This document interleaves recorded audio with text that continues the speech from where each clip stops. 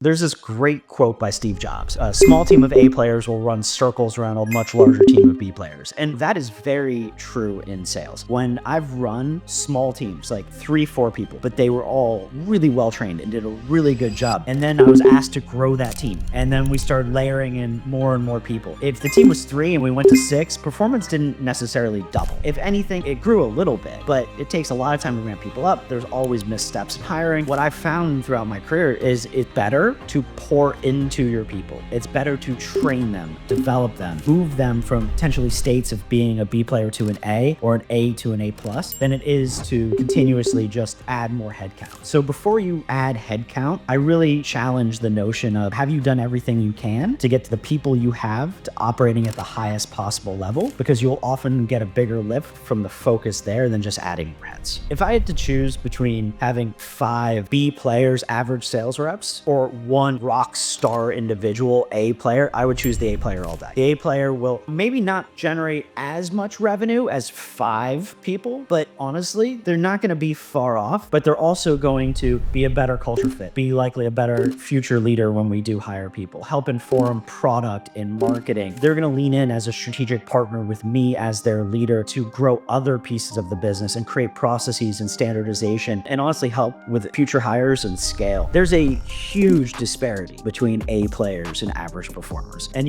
some people may think like, oh, okay, cool. If you're like an average performer, you'll sell, $1 million. And so therefore an A player will sell like 1.2 million. And it's like, no, like an A player will sell 3. This is not like they're 100% better. It's like they are like 200 to 300% better. A players will often bring so many intangibles to business. They'll be better partners with their cross-functional folks. They'll provide proactive advice. They're faster to take coaching and training and apply it. They'll help go outside of their job function to build product or ramp and hire people or solve problems. They just won't bring problems to you. They'll actually work on solving them. Identifying A players is hard. An average job these days, you'll get like 100 to 200 sales applications. It's almost impossible to weed through them all. And the problem with salespeople is they're good at selling, especially themselves. So we use an assessment. It's called the Sales DNA Assessment. It looks at 25 core competencies, and that's somebody's will, which is their desire, their commitment, how they take responsibility, their motivation, their outlook on their lives. Like it's their grit factor, their why. It's their ability to figure things out. Then there's like concepts of sales DNA. That's the next major bucket on our assessment. Those are a lot of their personal beliefs, how they handle rejection, how they shepherd people through a buying process, how comfortable they are discussing money, things like that. And then your tactical skills. Can they hunt? Can they close? Can they build rapport, reach decision makers, sell value, be consultative, things along those lines. We use this assessment and it benchmarks the top 1%. So one of the things that we always look for is like, you got 200 applications? Fantastic. You can't weed through all those. So let's assess all 200. Let's then narrow that down to like the top 10%. Then let's do deeper resume review. Then let's do quick 15-30 minute cultural alignment, expectation alignment type conversation. And then we can get deeper in the process. And that's how you start to go through a methodical scientific approach. So one of the biggest mistakes I see companies make is just like adding more headcount consistently before they've actually gotten maximum productivity or close to that of the team they have. So one of the things I really would challenge folks with is like, once you've hired some folks and saw some initial success, is each member of the team profitable? Does each member of the team have a healthy pipeline that can carry them through the next like 12 months? What is their depth related to account penetration? Like if you've given them each person 100 accounts, like how many have they actually started conversations with? Is there still a lot of white space, which is lots of untapped potential inside of the book of business that exists? And if you're starting to see those things, just adding more headcount isn't going to help. Look, if you're tired of just throwing stuff against the wall and like guessing, and you want to take the guesswork out and actually use a scientific approach to figure out where your team needs to develop in order to hit your goals, visit www.salescollective.com and we're happy to have a conversation with you to figure out areas that we might be able to help.